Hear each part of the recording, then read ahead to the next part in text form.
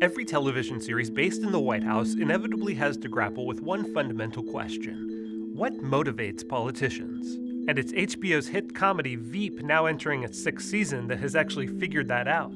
Are you trying to blow up the universe now? Almost 2 decades ago, The West Wing presented one answer in the form of President Jed Bartlet, whom creator Aaron Sorkin imagined as a straight-talking statesman and public servant who transcends partisan politics and puts the common good of the American people above all else. I'm the president of the United States, not the president of the people who agree with me. And by the way, if the left has a problem with that, they should vote for somebody else.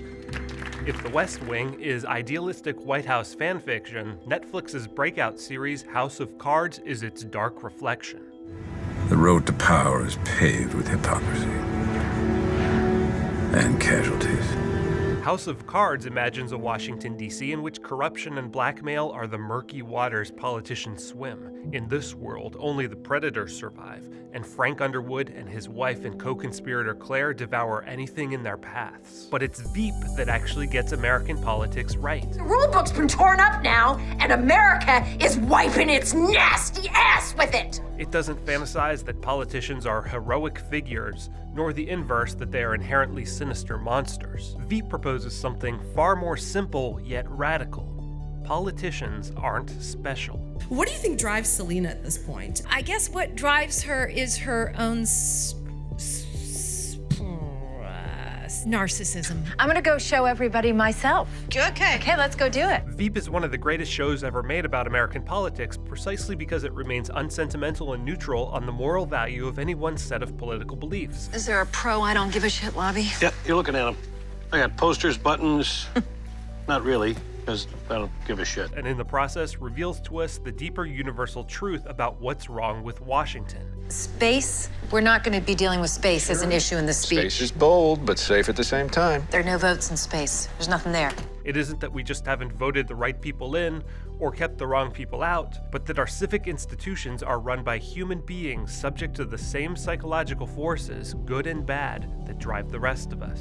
What comes after Veep? President? President. Right. And you never know. Someday somebody might just... Political theorists call this simple insight that self-interest is the driving force of politics public choice theory, a theory Nobel Prize-winning economist James Buchanan called politics without romance. Public choice theory explains why we see interest groups and lobbyists dominate Washington despite their unpopularity amongst the electorate, why government bureaucracies grow and grow despite, and sometimes because of, a lack of meaningful results. It just might be why the median income in Washington, D.C. is the highest in the nation.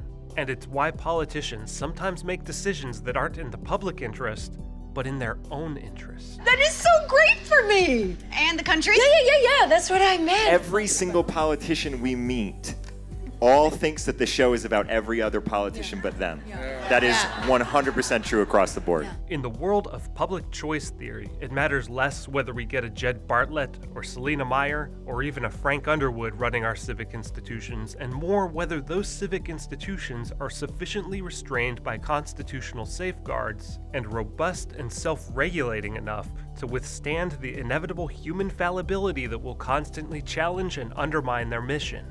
Oops. That was a mistake. Or, as James Madison put it, if men were angels, no government would be necessary. If angels were to govern men, neither external nor internal controls on government would be necessary. Veep's characters are neither angels nor demons, but motivated by the same mixture of self-interest and self-image that motivates nearly everyone. And it's that tension that makes it hilarious. And true. I mean, at the end of the day, aren't we just all finally just, people? Yeah, true words, ma'am. Her crying was very authentic and humanizing. I like your thinking. I actually found it slightly erotic, too, but... I take it back.